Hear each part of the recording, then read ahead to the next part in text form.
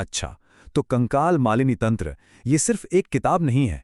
इसे समझिए कि ये चेतना की गहराइयों में उतरने का एक नक्शा है, एक आध्यात्मिक सफर का, एक बहुत ही रहस्यमयी रास्ता। तो चलिए आज मिलकर इस प्राचीन ग्रंथ के पन्नों को पलटते हैं और देखते हैं कि ये हमें आत्मखोज की किस दुनिया में ले जाता है। देखिए, इस ग्रंथ की शुरुआत किसी एक तरफा उपदेश से नहीं होती, बल्कि एक दिव्य संवाद से होती है। पार्वती पूछती हैं, हे महादेव, कृपया मुझे उस योनि मुद्रा का वर्णन करें जिसे मैं जानना चाहती हूँ। ये एक शक्तिशाली योगिक मुद्रा है, और उनका यही एक सवाल ज्ञान के इस पूरे सागर को गति दे देता है। और यही यही इस पूरे तंत्र का मूल ढांचा है, एक दिव्य संवाद। ये कोई नियमों की किताब नहीं है, बल्कि ये एक जीवंत बातचीत है जहां ब्रह्मांड के बड़े बड़े रहस्य देवी पार्वती के सवालों और भगवान शिव के जवाबों के जरिए एक एक करके हमारे सामने खुलते हैं। यहाँ पर दोनों की भूमिकाएं बिल्कुल साफ हैं। शिव परम गुरु है, जो ब्रह्मांड का गुप्त ज्ञान प्रकट कर रहे हैं, वो चेतना के प्रतीक हैं। और दूसरी तरफ है पार्वती, जो एक आदर्श साधक हैं, जिनकी जिज्ञासा ही ज्ञान के इस बहाव की वजह बनती है। वो ऊर्जा और सृष्टि का प्रतिनिधित्व करती हैं। तो ये सिर्फ एक बातचीत नहीं है, ये चेतना और ऊर्जा का एक दिव्य मिलन है।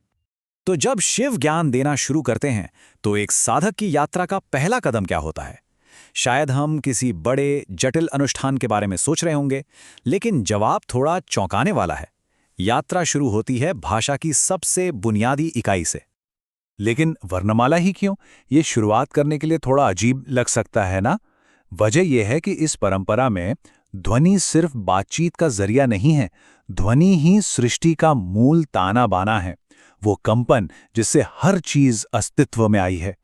संस्कृत के जो वर्णमाला है उसे सिर्फ अक्षर नहीं माना जाता। हर एक अक्षर को एक जीती जागती ऊर्जा, एक देवता का ध्वनि रूप माना जाता है।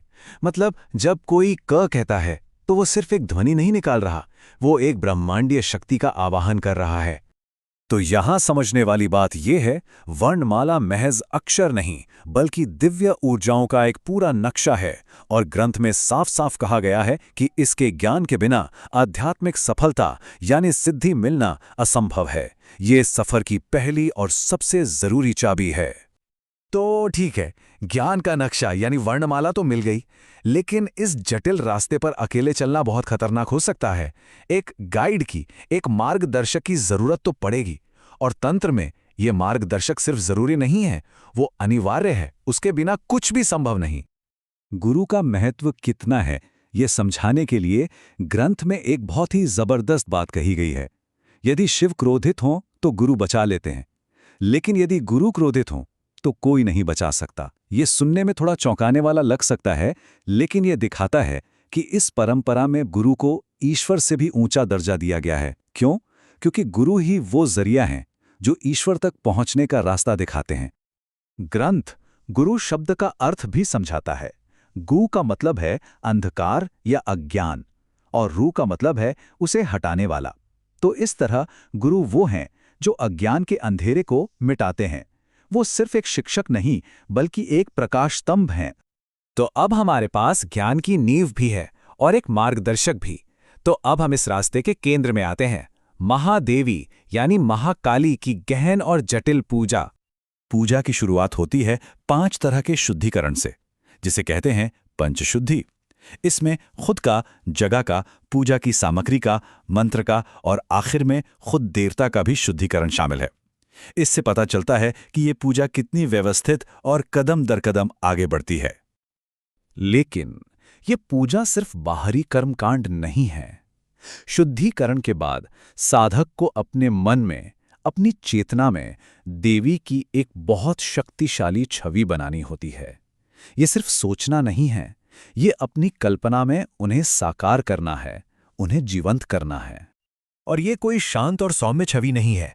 ग्रंथ में देवी के रूप का जो वर्णन है वो बहुत ही तीव्र, यहां तक कि भयावह कल्पना से भरा हुआ है। ऐसा इसलिए ताकि साधक की चेतना को झकझोरा जा सके। जरा कल्पना कीजिए, उनकी त्वचा का रंग गहरे नीले कमल जैसा है, उनका चेहरा भय पैदा करने वाला है, और उनके बाल पूरे ब्रह्मांड में किसी तूफान की तरह बिखरे हुए हैं, खुले हुए हैं। और ये वर्णन और भी गहरा होता जाता है। वो मुंडों की माला पहने हैं जो नष्ट हो चुके अहंकार के सिरों का प्रतीक है, और अपने हाथों में एक कटा हुआ सिर और एक खड्ग यानी तलवार धारण करती हैं।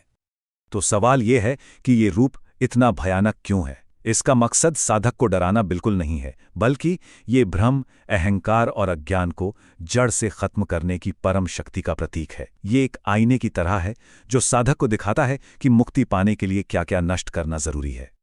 तो इन गहरे अनुष्ठानों और शक्तिशाली ध्यान के बाद आखिरी लक्ष्य क्या है, ये सब हमें कहाँ ले जाता है? अब हम बात करते हैं निपुणता के मार्ग की। इस पूरी यात्रा का जो अंतिम फल है वो है सिद्धि की प्राप्ति। सिद्धि का मतलब है आध्यात्मिक पूर्णता, किसी चीज में महारत हासिल करना या अलौकिक क्षमताएं पाना। तंत्र के अनुसार ये साधक की यात्रा का शिखर है। लेकिन ये ज्ञान सबके लिए नहीं है। ग्रंथ में बार बार गोपनीयता पर बहुत जोर दिया गया है। इसकी सबसे शक्तिशाली शिक्षाओं को गुप्त रखना अनिवार्य है, और ये ज्ञान सिर्फ एक योग्य गुरु से एक योग्य शिष्य को ही मिल सकता है। ये ज्ञान की पवित्रता और शक्ति को बनाए रखने के लिए है, जो इसे और भी ज्यादा रहस्यमयी बना देता है। और यहीं पर एक आखिरी सवाल उठता है।